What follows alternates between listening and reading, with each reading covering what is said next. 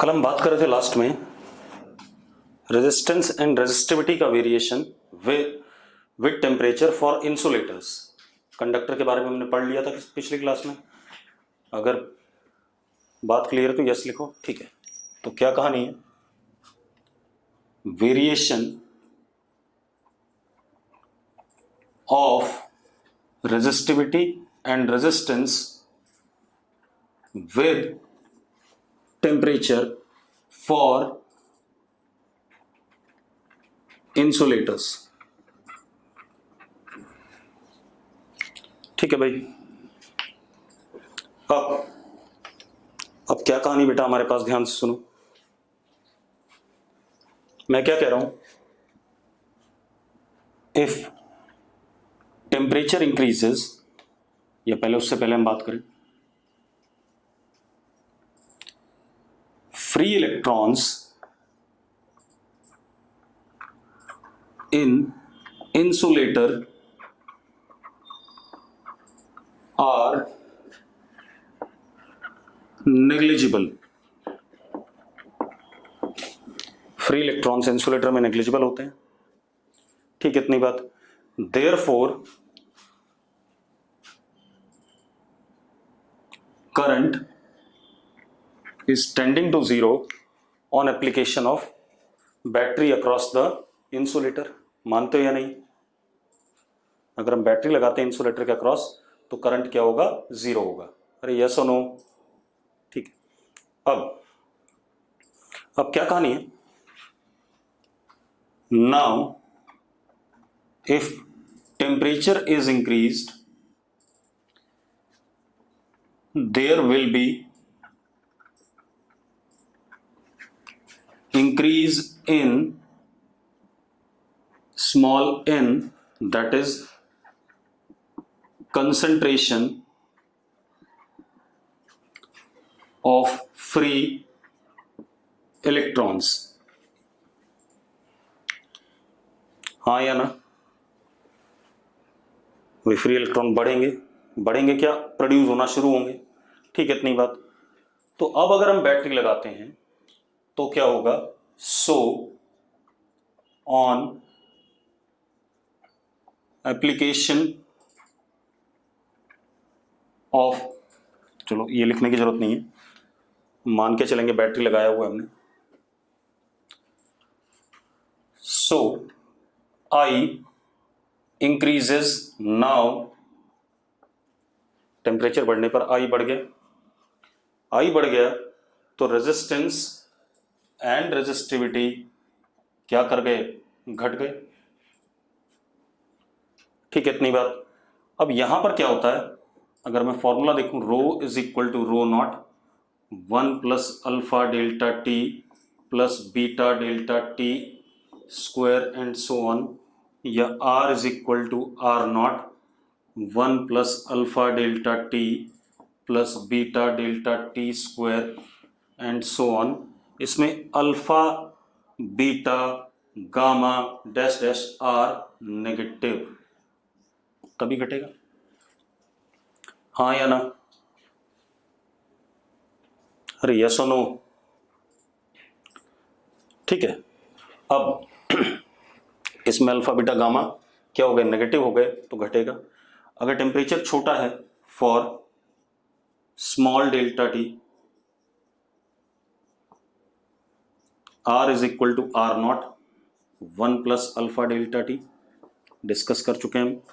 Row is equal to rho naught 1 plus alpha delta T. एक बात का ध्यान रखना कि 11th-12th के सिलेबस में हमारे पास टेम्परेचर चेंजेस स्मॉल ही लिए जाते हैं, ठीक है, इतनी बात। हम ये वाली आगे वाली टर्म्स कभी भी कंसिडर नहीं करते हैं सवालों में, जब भी हम न्यूमेरिकल करेंगे, चाहे वो कंडक्टर के लिए हो चाहे इंसुलेटर के लिए हो। क्लियर है बात? अगर क्लियर है तो यस लिखो फटाफट, मतलब हम ये वाले फॉर्मूले पे जाएंगे, ठीक है। चलो, अब इतनी बात हो गई, तो ये बात हो गई इंसुलेटर के लिए। अब अगर मैं ग्राफ बनाता हूं इसका, रेजिस्टेंस या रेजिस्टिविटी का विद टेम्परेचर, शुरू में कुछ ये लीनियर सा घटेगा, उसके बाद पैराबोलिकली घटेगा।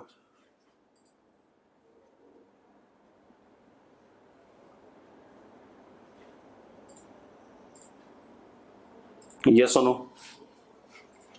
अरे यस और नो, ठीक है। अब ये बात हो गई इंसुलेटर की। और भी कई टाइप के मटेरियल होते हैं, जैसे हमारे पास होता है थर्मिस्टर, सेमीकंडक्टर या सुपर कंडक्टर। उनको हम डिस्कस बाद में करेंगे, अभी नहीं करेंगे, ठीक है, इतनी बात। अब क्या कहानी हमारे पास,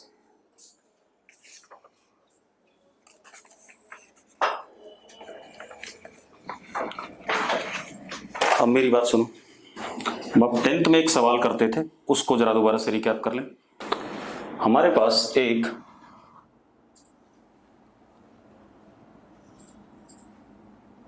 सिलिंड्रिकल कंडक्टर है यूनिफॉर्म क्रॉस सेक्शन का, रेडियस इसका r, cross section radius r है, लेंथ इसकी l। तो इसका रेजिस्टेंस हो गया r is equal to rho l by pi r square. मानते हो या नहीं मानते हो, हाँ या ना, अरे यस और नो। अब मेरी बात सुनो। इफ ये कैसा था, सिलिंड्रिकल कंडक्टर,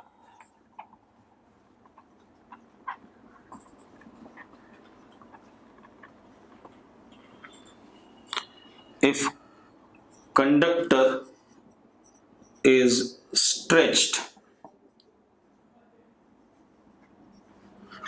to length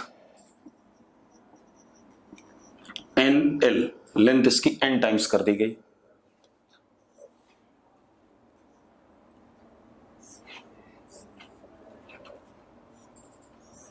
तो इसका रेडियस भी बदलेगा बेटा, ऑब्वियस है, हाँ या ना, बदलेगा कि नहीं बदलेगा। तो अब रेडियस हो गया r डैश, लेंथ हो गया NL। अब इसका resistance r dash is rho NL upon pi r dash square. मानते हो नहीं मानते हो, हाँ या ना। हर्षित आंसर मत लिख, तेरा आंसर भी गलत ही है, तो क्यों लिख रहा है। अब ये आ गया अपने पास। अब हमें पता है वॉल्यूम तो सेम है, ये वाला वॉल्यूम और ये वाला वॉल्यूम सेम है, तो pi r square l is equal to pi n square, sorry pi r dash square into NL। ये होगा कि नहीं होगा, हाँ या ना, अरे यस और नो, ठीक है। तो हम लिख सकते हैं पाई r dash square is pi r square upon n, लिख सकते हैं भाई, l से l कट गया, अरे बोलो यार, ठीक है। तो जरा देखो, r डैश नाउ बिकम्स रो NL upon pi r square upon n, तो n ऊपर गया, n स्क्वायर आ गया n स्क्वायर के नहीं। अब रो l upon pi r square original resistance है, तो क्या हो गया, r dash is n square times r। Yes और नो, अगर यस है तो यस लिखो फटाफट जल्दी से, सबको समझ में आ गया, ठीक है। अब एक और काम करते हैं, ये आपने 10th क्लास में करा हुआ है भाई, ठीक है। अब इसके बाद एक और चीज देखते हैं, दूसरा केस इसमें,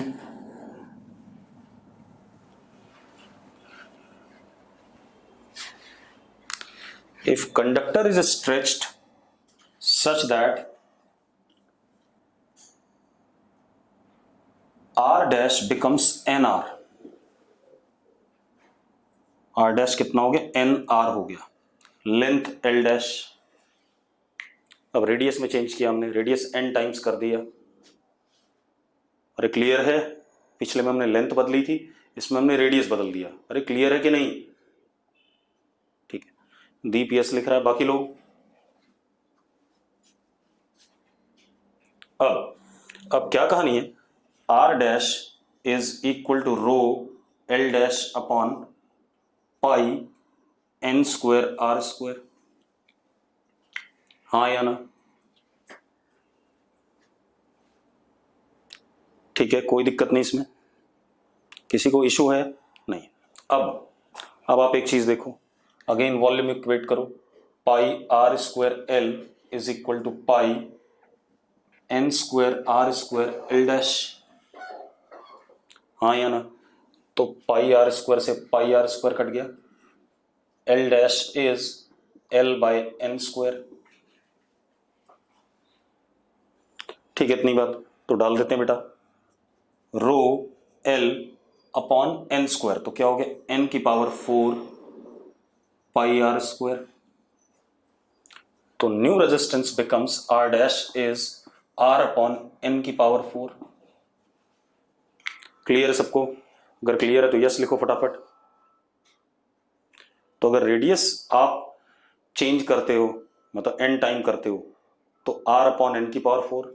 लेंथ अगर आप एन टाइम करते हो तो एन स्क्वायर टाइम्स हो जाएगा रेजिस्टेंस। क्लियर है भाई? दोनों चीजें हो गई, हो गया। चलो अब आगे बात करते हैं बेटा, एक और क्वेश्चन देखते हैं। अब मेरी बात सुनो,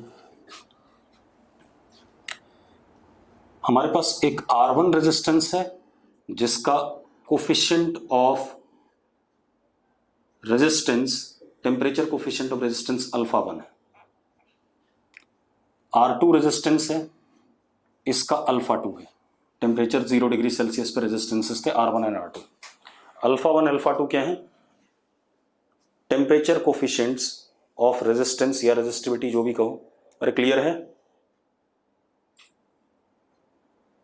ठीक है।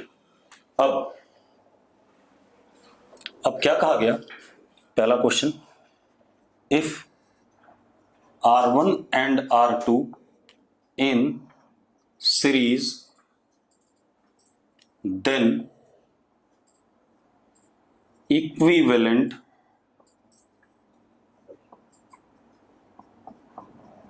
टेम्परेचर कोफिशिएंट ऑफ रेजिस्टेंस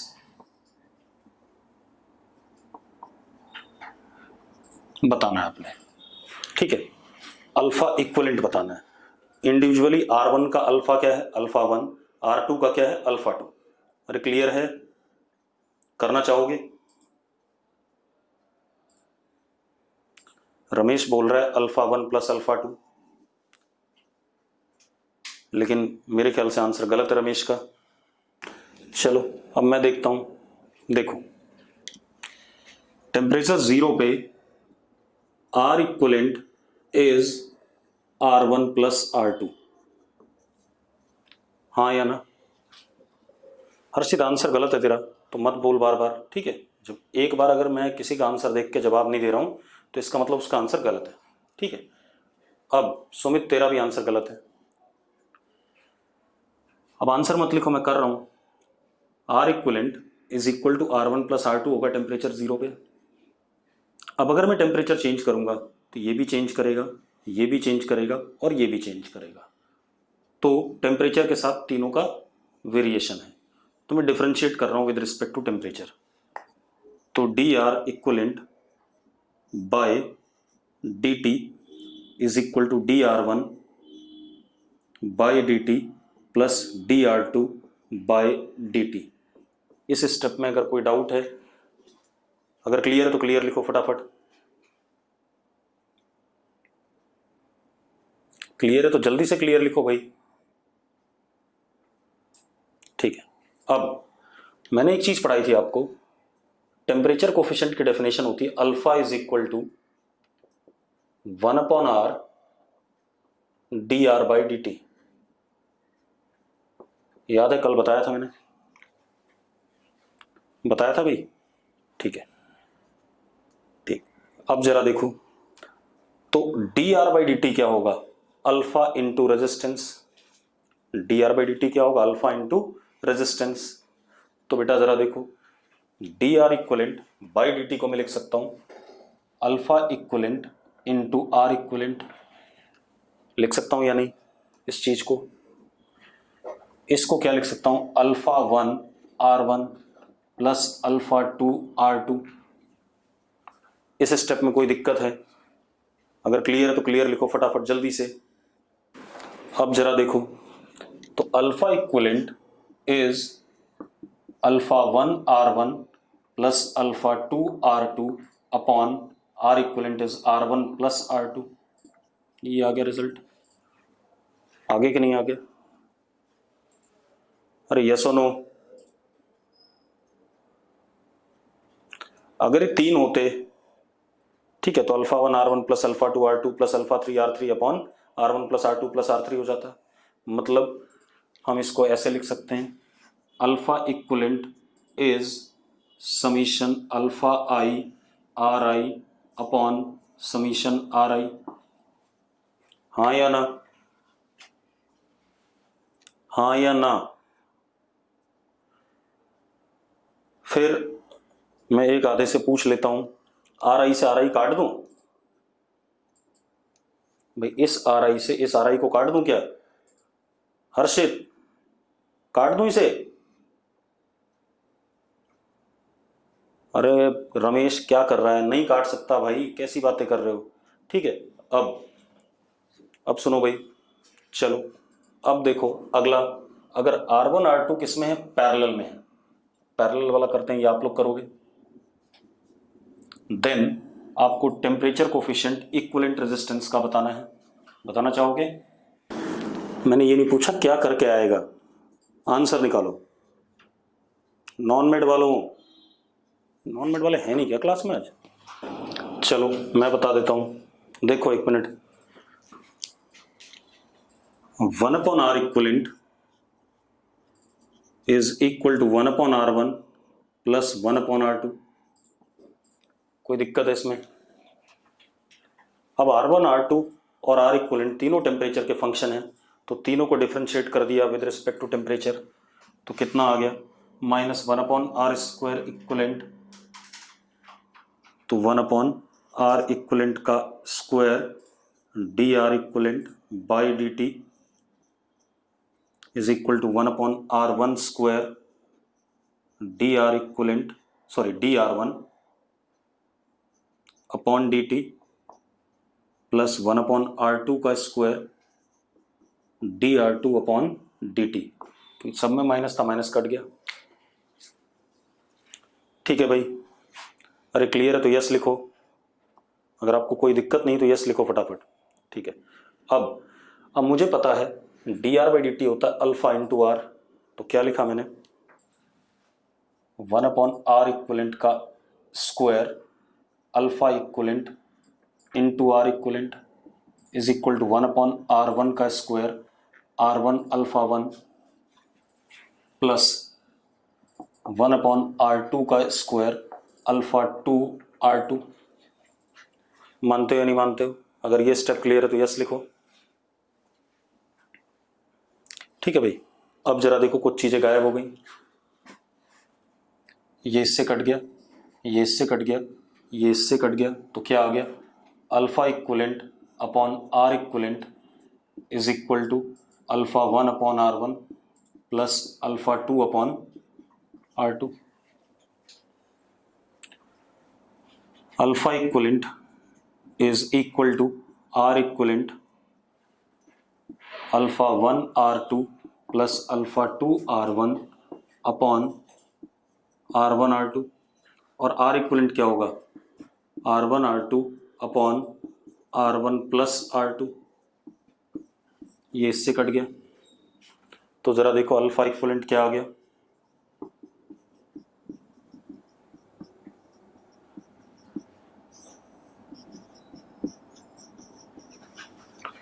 सबको क्लियर है भाई? अगर क्लियर है तो यस लिखो। ठीक है, अब अगर बहुत सारे रेजिस्टेंस होते तो हम इसको कैसे लिखते? सबको क्लियर है शायद? ठीक है, चलो अब इसी रिजल्ट को थोड़ा सा और सुंदर बनाते हैं।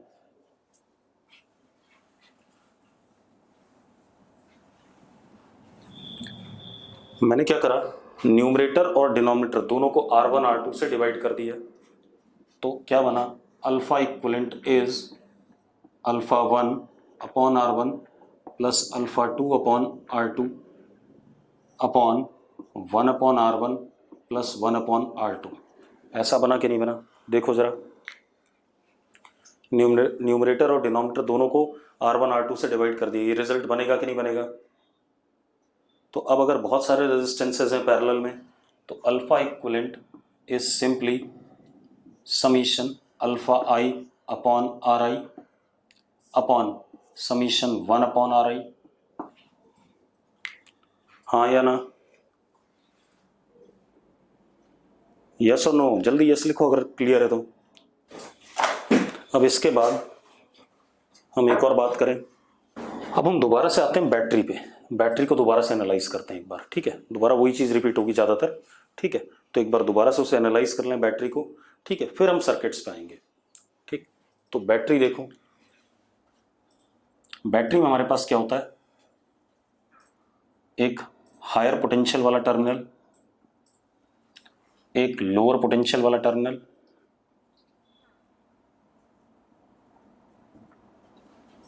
ठीक है? इतनी बात। इलेक्ट्रिक फील्ड इधर की तरफ होती है इसमें,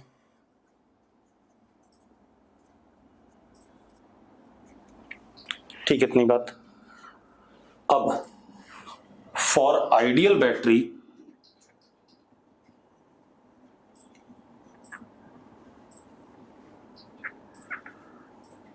पोटेंशियल डिफरेंस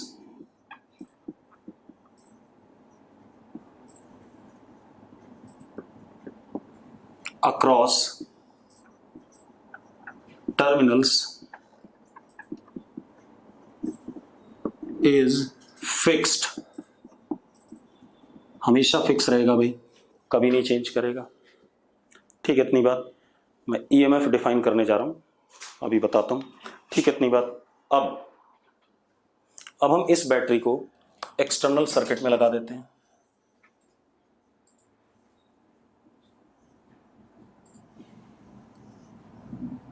लोड कह दिया मैंने इसे, रेजिस्टेंस हो सकता है, कैपेसिटर हो सकता है, कुछ भी हो सकता है, वो बात की बात है।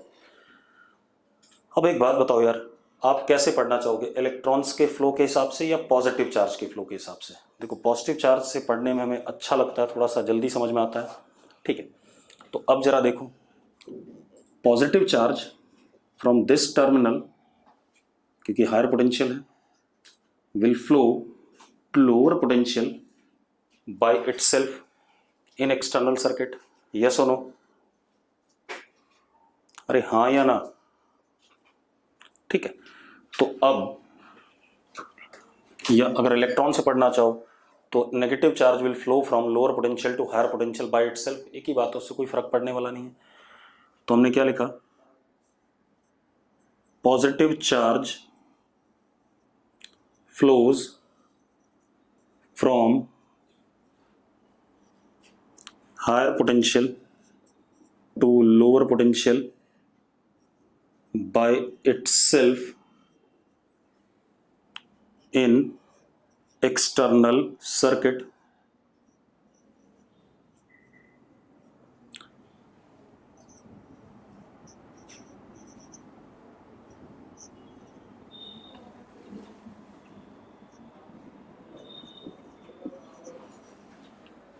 इस वजह से करंट एक्सटर्नल सर्किट में हायर पोटेंशियल से लोअर पोटेंशियल की तरफ होगा। देयरफॉर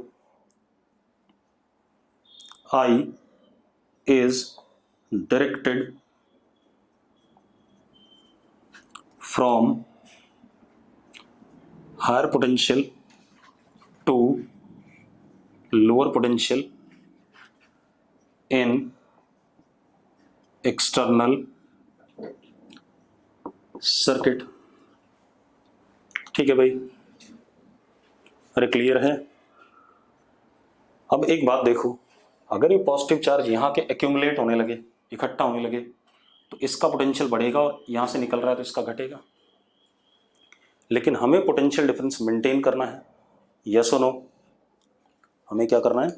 पोटेंशियल डिफरेंस को मेंटेन करना है। अब अगर हमें पोटेंशियल डिफरेंस को मेंटेन करना है बेटा, तो अब प्रॉब्लम ये है कि बैटरी को कुछ वर्क करना पड़ेगा ताकि पॉजिटिव चार्ज जो लोअर पोटेंशियल पे आया वो हम दोबारा से किसके पास ला सकें? हायर पोटेंशियल पे।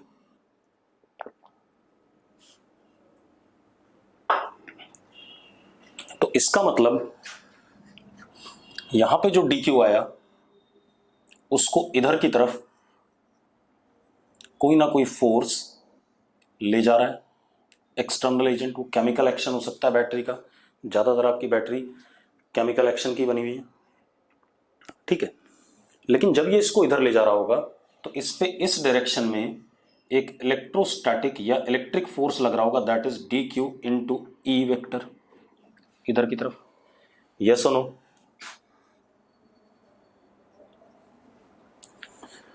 तो हम क्या लिखेंगे, plus DQ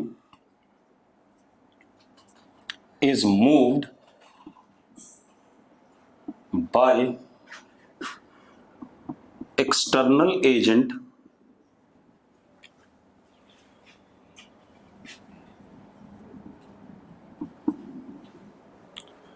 against electric force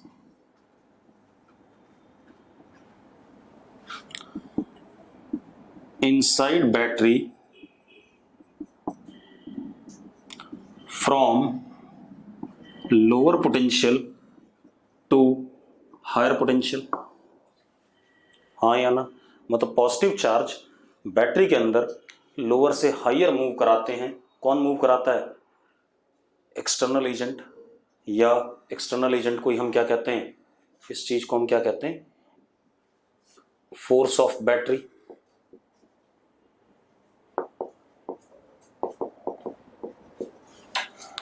ठीक है। अब इसका मतलब I is directed from lower potential to higher potential inside battery।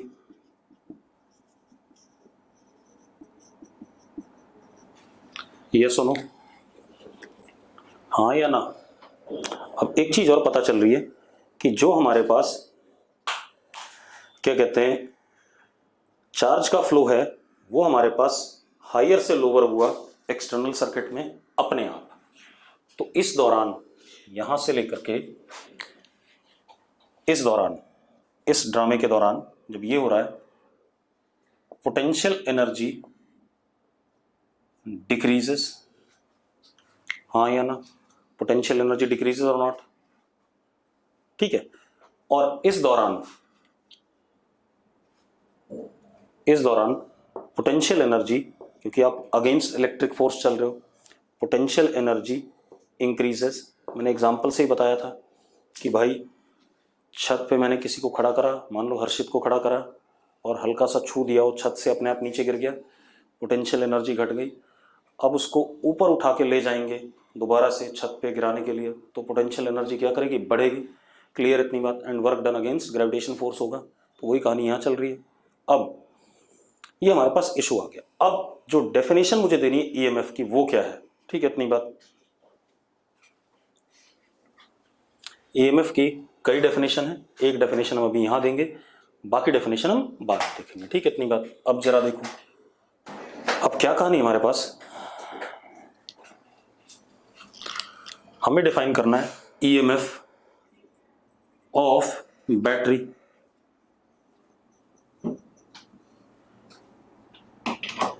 Electromotive force, full form इसका क्या? Electromotive force. एक्चुअल में फोर्स नहीं होता है, ये ध्यान रखना। नाम से भले ही इलेक्ट्रोमोटिव फोर्स लग रहा हो, ठीक है, इतनी बात, लेकिन ये फोर्स नहीं है। ठीक है, ये एक पोटेंशियल डिफरेंस है जो कि कॉज है चार्ज का एक्सटर्नल सर्किट में फ्लो होने का। ठीक है, इतनी बात। अब देखो जरा, अब क्या कहानी है? EMF of battery is defined as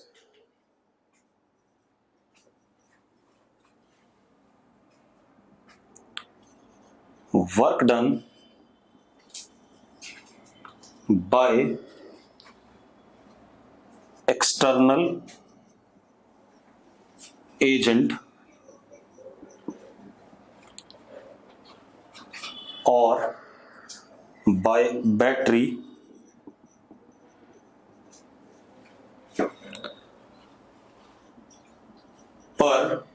unit test charge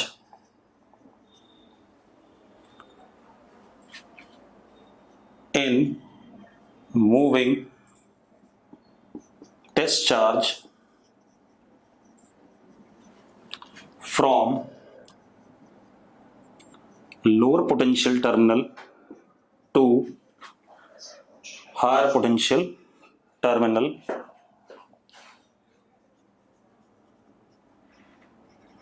of battery.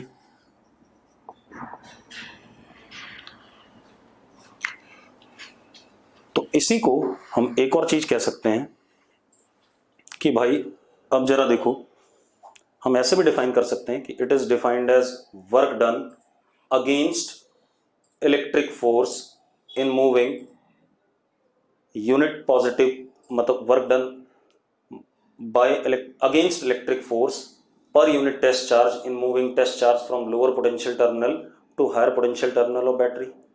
हाँ या ना?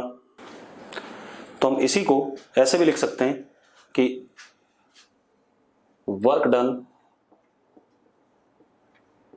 अगेंस्ट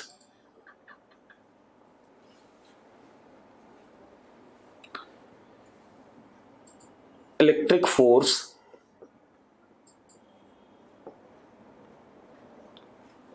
पर यूनिट टेस्ट चार्ज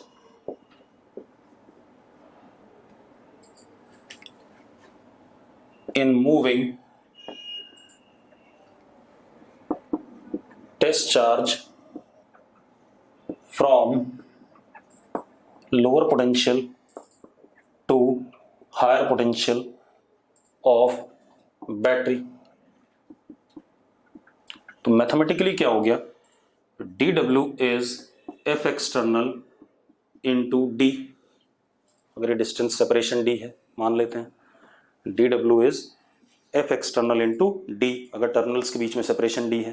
अरे क्लियर है? ठीक है, अब dW is equal to F external magnitude में किसके बराबर, dQ into E के।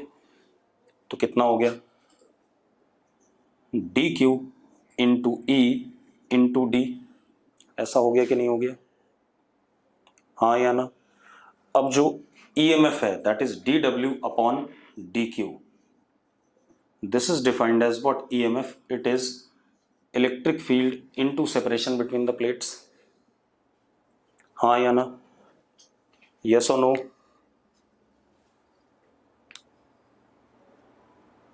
ठीक है, और ये हमारा क्या हो गया, work done by battery, bye battery, bye battery. और इसी को मैं क्या लिख सकता हूं जरा देखो, E into D is what EMF, तो मैं इसी को भी लिख सकता हूं DQ into what E। Work done by battery can be written as DQ into potential difference between the terminals. Yes और no? Potential difference between the terminals is defined as what EMF of battery. ठीक है भाई, अरे clear है? चलो अब एक कहानी यह है कि हर बैटरी के साथ, मतलब बैटरी के टर्मिनल्स के बीच में कुछ ना कुछ मटेरियल तो होता ही है। ठीक है, तो कुछ मटेरियल होता है तो उसकी कुछ ना कुछ क्या होती है, रेजिस्टेंस होती है। ठीक है, इतनी बात। बैटरी के बीच में कुछ मटेरियल होता है, वो केमिकल हो सकता है, इलेक्ट्रोलाइट हो सकता है, जो भी होगा। ठीक है, इतनी बात।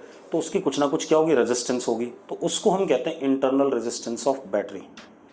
मतलब सारी बैटरीज की कुछ ना कुछ इंटरनल रेजिस्टेंस हमेशा होती है। ठीक है, आइडियल केस में हमने नहीं ली, अब हम ले रहे हैं। ठीक है, इतनी बात। एवरी बैटरी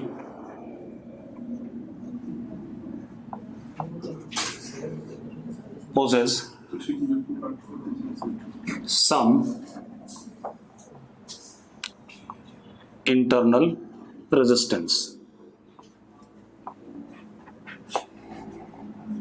अब जरा देखो, बैटरी का जो हमने सिंबल पढ़ा हुआ है, मैंने जो बताया था वो कुछ ऐसा है। If EMF is constant battery का सिंबल अगर ऐसा है तो ईएमएफ वेरिंग। ठीक है भाई, अब मेरी बात सुनो। अब कुछ ना कुछ रेजिस्टेंस होता है, वो रेजिस्टेंस कुछ किताबों में ऐसा बनाया जाता है,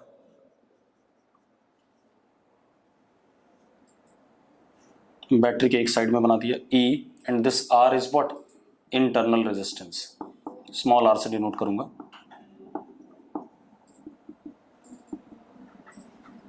ऐसे दिखा दिया, या कई बार कुछ किताबों में ऐसे दिखाया हुआ है, उससे कोई फर्क नहीं पड़ेगा बेटा, रिजल्ट में कोई फर्क नहीं पड़ता, इधर दिखाओ या इधर दिखाओ। कुछ किताबों में ऐसे भी दिखाया हुआ है,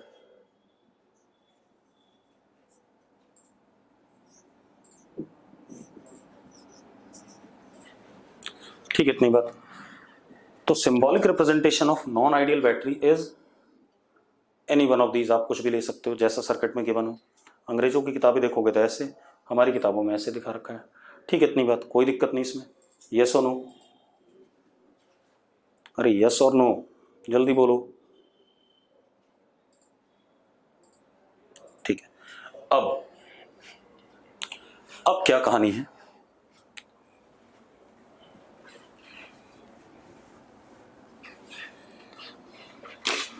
अब एक चीज देखो, अगर आइडियल बैटरी है तो बैटरी के टर्मिनल्स के अक्रॉस, ये इधर वाला टर्मिनल, ये इधर वाला, पोटेंशियल डिफरेंस कितना है, E है या नहीं। और एक बात बताओ, बैटरी के दोनों एंड्स के अबाउट पोटेंशियल डिफरेंस E है या नहीं, ठीक है। लेकिन इस केस में अगर करंट आ रहा है तो टर्मिनल, क्योंकि बैटरी यहां से लेके यहां तक है,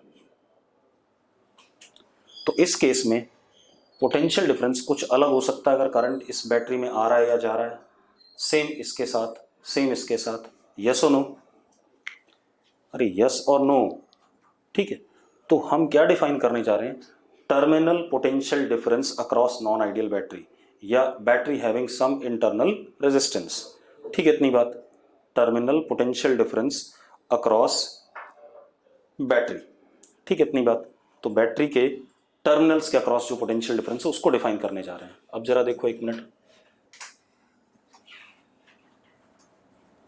अब इसमें बहुत सारे केसेस बनेंगे, 5-6।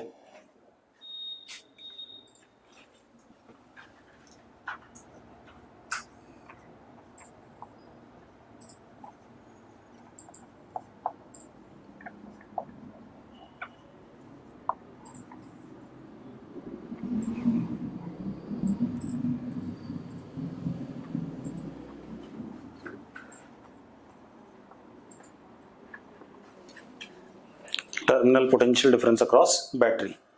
अब मेरी बात सुनो, पहला केस, बैटरी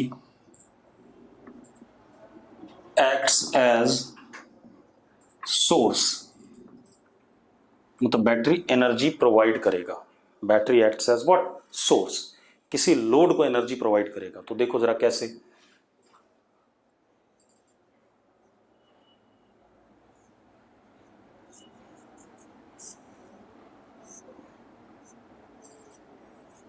ये हमारे बैटरी के टर्मिनल्स हैं और ऊपर हमने एक लोड लगा दिया,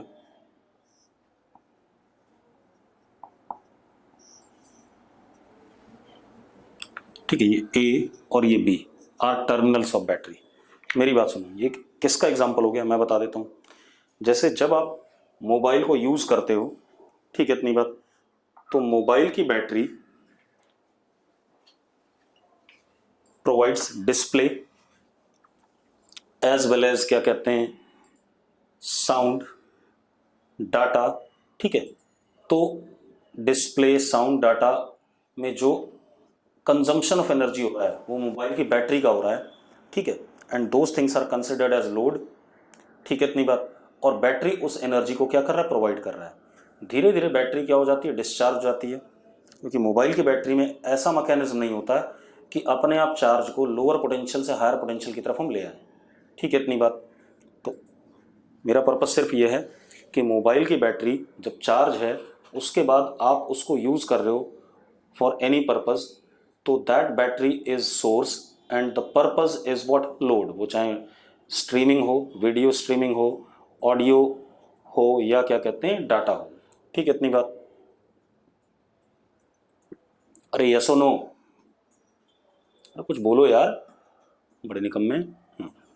अब क्या कहानी है, तो अब जरा देखो, करंट ऐसे जाएगा सर्किट में, जाएगा ऐसे।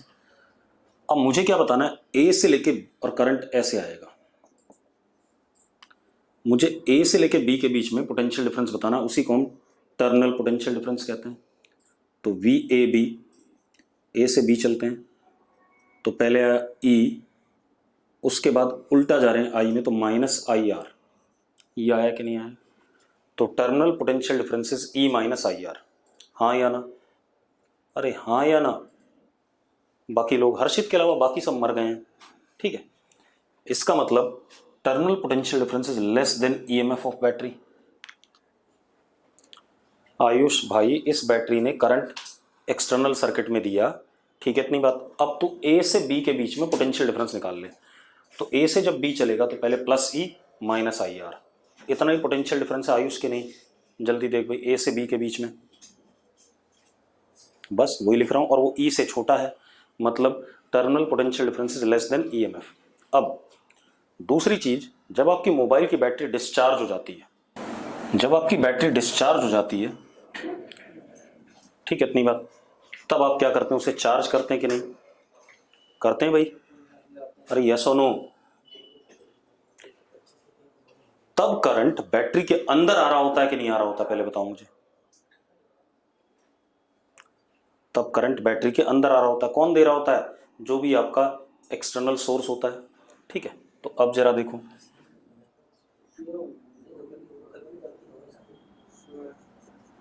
ये हमारी बैटरी है,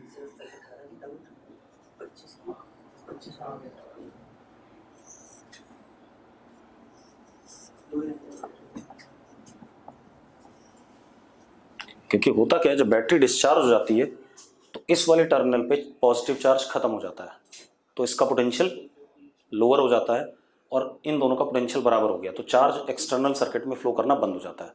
फिर हम क्या करते हैं, इस वाले पे पॉजिटिव चार्ज देते हैं ताकि इसका पोटेंशियल फिर से बढ़े। तो उसके लिए हमें एक्सटर्नल कोई बैटरी या सोर्स चाहिए होगा, वो करंट इसमें भेजेगा आई, ऐसे। अब बैटरी लोड जैसा बिहेव कर रही है, मतलब ये एनर्जी क्या कर रही है, स्टोर कर रही है। ठीक है, पिछले में एनर्जी दे रहा था, अब ये एनर्जी स्टोर कर रहा है। ठीक है, इतनी बात। अब अगर मैं ए और बी के बीच में पोटेंशियल डिफरेंस देखूं, तो V A B terminal potential E plus I are,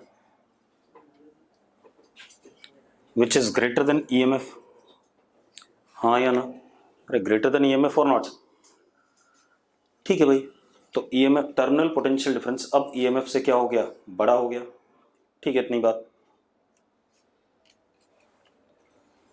अब जरा देखो तीसरा केस,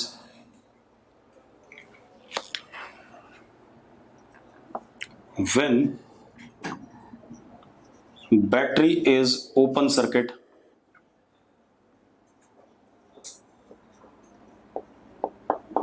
और आइडल, किसी के साथ कनेक्टेड नहीं है, चुपचाप से पड़ी हुई है। ठीक है, बैटरी इज ओपन सर्किट और आइडल, ठीक है, ना ये सोर्स है ना ये लोड है, कुछ नहीं है। तो ये जरा देखो,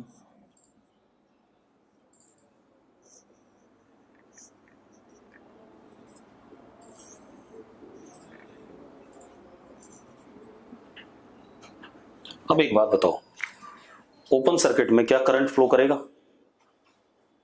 क्या करंट फ्लो करेगा भाई? हर्षित नो लिख रहा है, आयुष नो लिख रहा है, कोई करंट नहीं होगा, हाँ या ना? तो अब कोई करंट नहीं होगा, तो अगर मैं ए से बी जाता हूं तो V A B is what, E, हाँ या ना? V A B is what, E, yes और नो? जल्दी बोलो यार। तो एक डेफिनेशन और आ गई ईएमएफ की, that is terminal potential difference across battery when no current is drawn from it is EMF of battery. अगर बैटरी से हम कोई करंट ड्रॉ नहीं कर रहे हैं या उसमें कोई करंट नहीं आ रहा है तो टर्मिनल पोटेंशियल डिफरेंस बैटरी का ईएमएफ के बराबर हो जाएगा। अरे सबको क्लियर? तो यस लिखो फटाफट।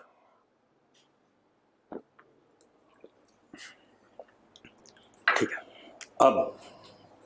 अब एक और चीज, चौथा केस क्या? When battery is short circuit,